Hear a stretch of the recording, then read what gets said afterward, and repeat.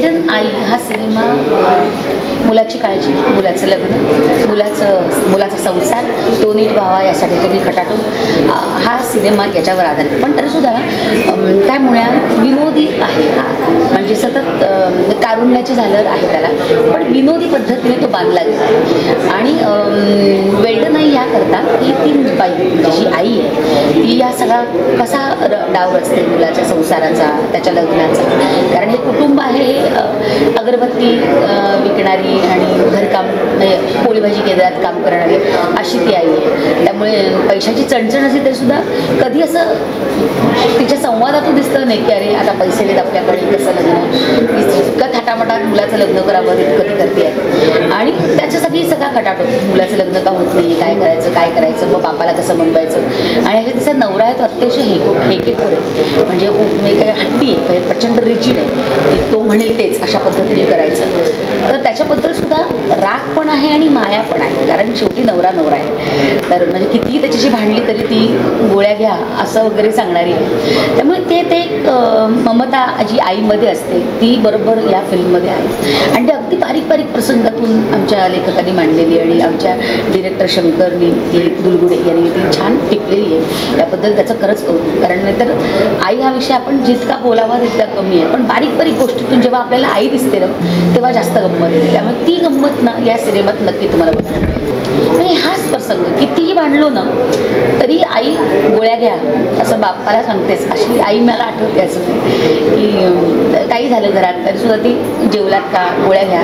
त्यामुळे हेच काही प्रसंग आहेत ना जिथे मी आईला माझ्यातल्या आईला पण रिलेट करते, माझ्या आईला पण रिलेट करते. खूप भारी ती मला सारखी म्हणत होती ते कॅमेऱ्यासमोर काय बोलायचं तर मला आधीच सांगू, मला पण भीती वाटते. म्हटलं काही नाही तुला जे माझ्याबद्दल वाटलं पुढे विचारत तर बिंदास बोलतो. तिला खूप आनंद झाला अशा पद्धतीने तिला यायला मिळाले. तर तिने प्रिव्ह्यू बघितला त्याच्यामुळे ती छान मला तिने मेसेज केला राहते आवडेल ना लोकांना तुझी फिल्म. म्हटलं हां आईला आवडली ना अजून काय पाहिजे.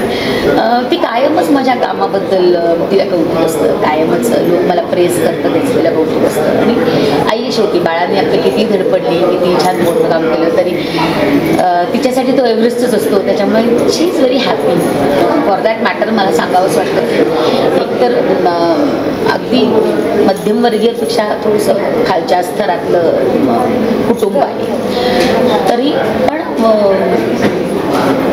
त्या चाळीत ते राहतात, चाळवजा अशी बैठी घरं आहेत त्याच्यात ते राहतात. तर मला याच्याबद्दल चाळवजा असलेल्या घरामध्ये पण राहतात, बैठी घरांमध्ये, तर मला याच्याबद्दल फार गंमत वाटली की नाही का असे सिनेमांमध्ये वेगवेगळे लोकेशन्स असतात, वेगवेगळ्या तिकडून कॅमेरे लावतात आणि मग वेगवेगळे अँगलनी सीन शूट करतात. पण मला याच्याबद्दल आमच्या दिग्दर्शकाचं आणि कॅमेरामॅनचं प्रचंड कौतुक करावं असं वाटतं की एका खोलीमध्ये कुठलाही सीन रिपीट अँगलनी लागलेली नाही एका खोलीमध्ये. हे मला टेक्निकल भाग म्हणून मला या सिनेमाचा फारच आवडला. म्हणजे मला फारच आनंद झाला की एक वेगळ्या पद्धतीने अँगल, दुसऱ्या पद्धतीने अँगल, म्हणजे कुठलाही सीन बघताना अरे सेम अँगल लागला असं झालं नाही. आणि त्याबद्दल त्या दोघांचं खरंच कौतुक आहे. आणि कलाकार म्हणून म्हणशील तर सिनेमा घेतलाच तेव्हाच मी हा वाचून घेतला तेव्हाच मला वाटतं की अरे छान स्टोरी आहे, मुलगा जरी हिरो नवीन असला तरी सुद्धा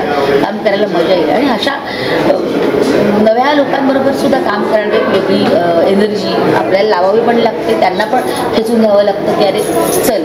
त्याच्यामुळे ती सुद्धा एक गिव्ह अँड टेक करण्याची गंमत निराळी आहे. आणि बाकीची सगळी मुलं आहेत त्यांनी सगळ्यांनी छोटी कामं केलेली आहेत, त्यामुळे प्रत्येकाला स्क्रीनचा एक्सपिरियन्स आहे आणि तो नक्कीच काउंट होतो. आणि विजय निकम सर आहे माझा नवरा, म्हणजे मी बघितलं म्हणजे मला करताना जितकी मजा आली ना त्याच्या चौपट मला त्यांचं काम बघताना मजा आली. परवा चौपट म्हणजे मला त्यांचे बारकावे मला स्क्रीनवर दिसले, मग तेव्हा मला कळले नसतील ते कामाच्या नादात.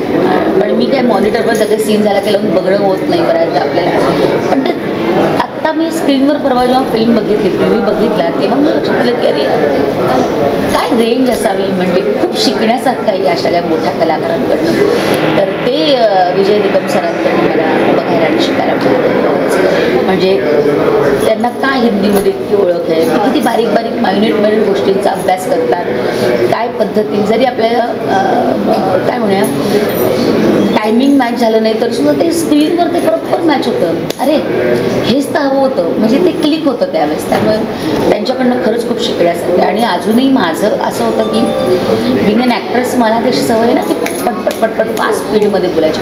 त्याची डबिंग करताना खूप माझी वाट लागते, माझी खूप धावपळ असते. तर ती सगळी म्हणजे तो खेळच नाही राहील. त्यामुळे मला असं वाटतं की मेरा डबिंग कोणी नाही कर सकता. आई तर माझी संधीच बघत असते माझी पाठ तो पडण्याची. पण एकदा भटाचा हे जे माझं नाटक होतं तेव्हा मला सर्वोत्कृष्ट अभिनेत्रीचा जेव्हा पुरस्कार मिळाला होता, तर त्यावेळेस आई प्रचंड खुश झाली होती. माझ्या वडिलांचं कायमचं एक स्वप्न असं होतं की आपली मुलगी अशी झीवर दिसावी, वेगवेगळ्या चॅनलवर दिसावी, असं त्यांचं खूप स्वप्न होतं. तर ते स्वप्न माझ्याकडनं तिच्यासाठी असं होतं की तुला बक्षीस मिळालं तर तू नानांचं स्वप्न पूर्ण केलं. तर ते त्यावेळेस तिला खूप गहिवरून आलं होतं. आणि त्यावेळेस मला आठवतं माझी सगळ्यात महागाची साडी होती त्यावेळेस, 5,000 रुपयाची. हो, बक्षीस समारंभासाठी घेतली होती. तर त्यातले मग आई म्हणली आता हे पैसे कुठून मिळते असं करून. तर ते माझ्यासाठी अजूनही काही गोष्टी आपल्याला आठवतात. आणि ज्या तर आर्थिक गोष्टी असतील तर त्या नक्कीच आठवतात. त्यामुळे म्हणजे तो एक प्रसंग खूप असा जवळचे, म्हणजे काय म्हणत ठेवणीतले काही गोष्टी असतात ना आपल्या, तर तसा तो प्रसंग आहे माझ्या आयुष्यात. जाता जाता मी प्रेक्षकांना एवढंच सांगेन की प्रत्येकाला आपली आई खूप जवळची असते. तशीच ही वेल्डन आई बघायला तुम्ही 31 ऑक्टोबरला सिनेमागृहात नक्की या. माझी खात्री आहे तुम्हाला सिनेमा थेट तुमच्या आईशी रिलेट करून देईल.